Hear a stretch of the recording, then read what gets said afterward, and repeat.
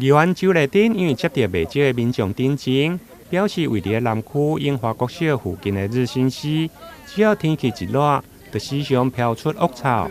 不但烟花的住户挡袂牢，就连国小的学生上课嘛爱时常闻臭味。较早袂遐臭，即马颠到臭，即马水颠到青，青一定会反臭啊，一定会啊。对啊，水袂洒袂臭啊那，一定会啊，积水，积水若无走出外口无迄落，无就走落海落，无法度啦。目前就是说我比较可以的，咱应该爱先处理的部分嘛是爱先处理的，对此，宜安上午邀集市府水利局来会勘，现场除了民众关心，连学校的校长、家长联谊会以及南区里长联谊会会长、开南里长嘛拢到场出席。宜安表示，因为日新市为伫的竹溪下游，总袂用的竹溪开大钱来整治，下游却囥咧唔管。对此，市府水利局回应，目前正争取第二期的净水厂的设置。希望每年会用的来开工。日新溪是位于我们竹溪的下游，那竹溪也整治好了也第一期整治好了，也花了快11万元的经费。那竹溪目前的景观非常的亮丽，而且排水也很顺畅。那至于下游日新溪的部分，淤泥严重还有脏乱不堪。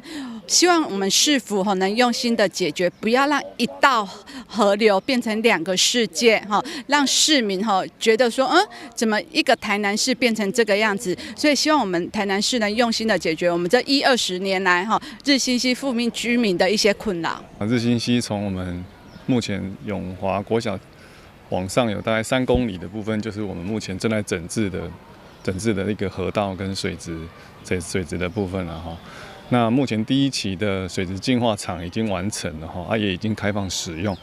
那总的来讲的话，每日的排放污水量上游的部分民生污水的部分总量大概是5万吨左右了哈。那我们日处理量，水电厂日处理量大概是2万到2万5左右。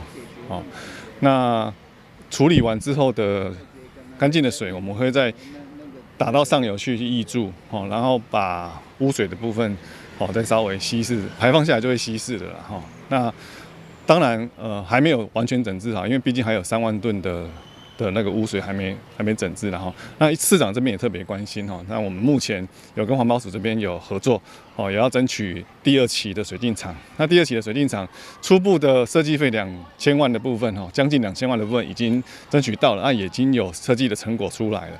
那我们设计的总经费2期的水电厂大概是4亿6左右。